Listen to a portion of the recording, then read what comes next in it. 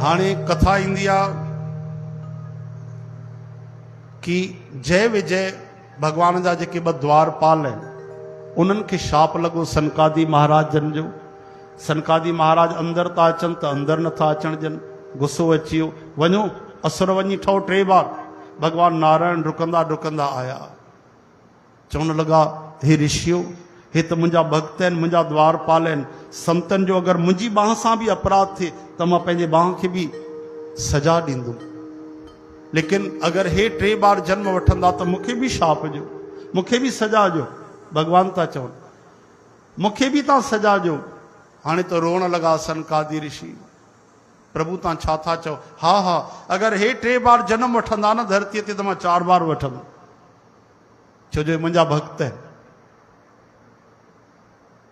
तॾहिं जॾहिं सनकादि भावुक थिया, भगवान चवनि था घबरायो न, सभु मुंहिंजी इच्छा सां ई थो थिए, हरी इच्छा, सभु कुझु मुंहिंजी मर्ज़ी आहे। तॾहिं प्रेम सां भॼन करण लॻा त उहे जय विजय पहिरियों बार केरु ठहिया?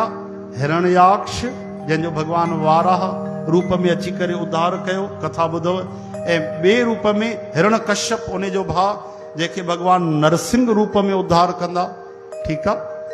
वरी ॿिए जन्म में आया 2 ॼणा रावण ऐं कुंभकर्ण ठही करे, त भगवान श्री राम जी जे रूप में अवतार वरितो, इन्हनि जो उद्धार कयो।